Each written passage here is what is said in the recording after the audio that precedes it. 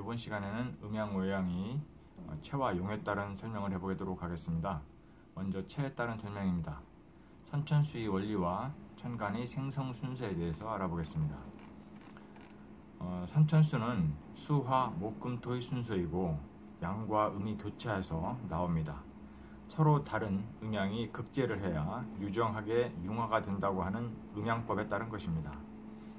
하도의 1, 2, 3, 4, 5를 오행의 생수라고 하고, 생수는 그림 안쪽에 있고 생수가 음양과 짝하여 오행의 성수를 도출해내는데, 그 방식은 생수의 중앙의 수인 5를 더하면 성수가 되고 그림이 밖에 있게 됩니다. 오행이 5는 목화토금수의 원기를 말하고, 행은 5개의 원기가 나아가는 방향성을 의미합니다. 목화는 양기로서 위로 올라가는 발산의 기운을 의미하며, 금수는 음기로서 아래로 내려가는 수렴의 기운을 의미합니다. 토는 목화의 발산과 금수의 수렴을 모두 포함하는 중화지기를 의미합니다. 즉 오행에서 행이란 글자는 조금씩 걸을 척자와 자축 걸을 촉, 멈추어 서다가 합쳐진 글로, 오행의 뜻은 5개가 멈칫거리며 조금씩 걸어간다는 뜻입니다. 즉 음과 양이 움직이는 형상과 모습의 각 단계를 표현한 것이 오행입니다. 오행의 생성 순서는 수와 목금토의 순서에서 나오는 것으로 선천수라고 합니다. 숫자로는 수가 1, 화가 2, 목이 3, 금이 4, 토가 5이고 생수라고도 합니다. 생수에 각각 5를 더하여 성수가 되는데, 수가 6, 화가 7, 목이 8, 금이 9, 토가 10이 됩니다. 첫 번째로 임수입니다. 1은 천지 출발점입니다. 태초에 허공 중에 아무것도 없었을 것입니다. 그러다가 호련히 수의 기운이 발생했습니다. 그것은 양수로서 기에 가까운 것입니다. 가스와 같은 형태입니다. 두 번째로 정화입니다. 이는 열이 발생하는 것입니다. 임수의 세상은 몹시 추울 것입니다. 이를 극복하기 위하여 열이 발생하는데, 이는 음극즉 양생의 원리입니다. 세 번째로 간목입니다. 3은 조절하라고 발생된 기운입니다. 물과 열이 교차하면서 산소가 발생되는 것입니다. 산소는 발생의 기운으로 간목입니다. 네 번째로 신금입니다. 산은 3을 견제하는 브레이크입니다. 목은 마구 발산하는 성분이므로 이를 제어하려면 상당히 강력한 기능을 하는 장치로 금의 기질에 해당하는 신금이 이 역할을 합니다. 다섯 번째로 무토입니다. 오는 1차적인 통일을 의미합니다. 처음으로 만들어진 임수, 정화, 간목, 신금이 화합할 수 있도록 서로 믿을 수 있는 기운과 중화할 수 있는 기운이 필요해서 무토가 만들어집니다. 여섯 번째로 임수입니다. 6은 비로소 물방울이 발생합니다. 물이 질입니다. 춥고 더운 것이 반복되고 발산과 응축을 반복하면서 자연적으로 물이 발생하게 됩니다. 임수의 가스와 같은 형태로 존재하다가 차차로 물방울이 모양이 된 것입니다. 일곱 번째로 병화입니다.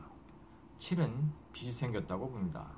물이 출렁거리다가 빛이 발생합니다. 여덟 번째로 을목입니다.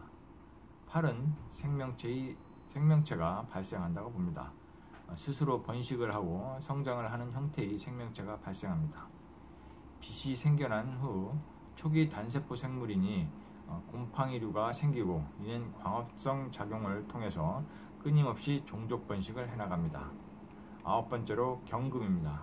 9는 결실이며 성장 억제로 작용합니다. 마구 성장하려는 생명체를 성장 억제를 위하여 경금이 등장합니다. 을목에 신금이 등장하면 연약한 목질이 이내 죽어버릴 것입니다. 그냥 금기운으로서 목질을 제하는 정도가 충분합니다. 열 번째로 기토입니다. 토는 토양이 생성된 것입니다. 경금의 금기운은 목질을 제어하면서 생명체를 강화시키고, 이미 약화된 생명체는 죽여버립니다.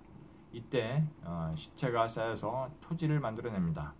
이는 산호초가 죽은 후 쌓여 만들어진 산호섬이 예로 알 수 있습니다. 다음으로 생수의 명리학 적용을 알아보겠습니다. 생수는 처음 생긴 수라는 뜻으로 명수라고 합니다. 생수는 만물이 명수입니다.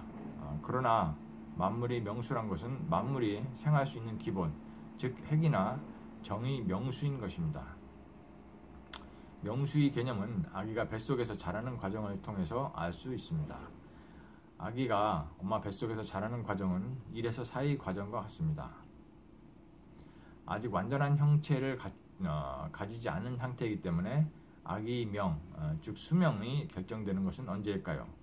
엄마 뱃속에 있을 때일까요? 아기 몸이 자궁 밖으로 나오는 때일까요? 호흡을 처음 하는 때일까요?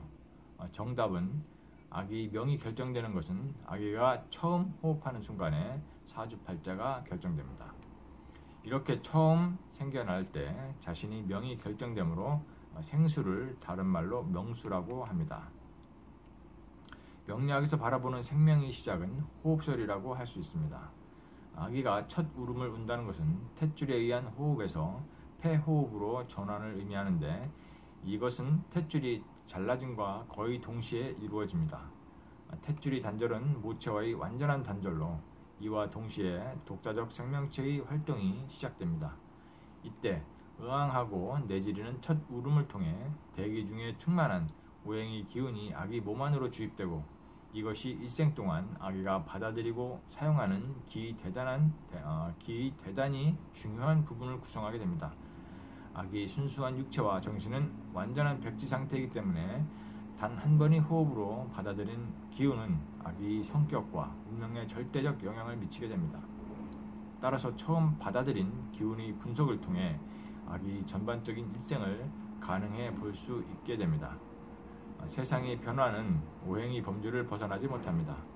그러므로 첫 울음에 섞인 기의 배합이 어떠한가를 통해 일생의 변화가 자연 그려지게 되는데 명리학은 바로 첫 기운의 구성과 앞으로 전개되는 변화를 파악하는 학문입니다. 첫 울음을 통해 형성되는 기는 곧 명이요 변화의 패턴은 운입니다. 재성초시 팔자이정이란 바로 이런 것을 말하는 것입니다. 두 번째로 용에 따른 설명입니다. 여기는 하도, 복희, 선천수, 팔괘, 생성 등의 용어가 나오는데요. 지구에서 우주를 바라본 것으로 수화, 목금토입니다. 다음으로 낙서, 우왕, 후천수, 거북 등 45개의 점, 상급 이런 용어들은 우주에서 지구를 바라본 것으로 목화토금수입니다. 주나라 문왕, 낙수, 문왕 8궤, 64개와 괴사, 효사 등이 등장합니다. 상식적으로 우리가 흔히 산통을 깨달으는 말을 하는데요. 산통을 점을 치는 통을 말하는 것으로 이루지 못하게 그르친다는 의미입니다. 오늘은 이상으로 마치고요. 다음 시간은 오행의 상생 순서에 대해서 알아보도록 하겠습니다. 감사합니다.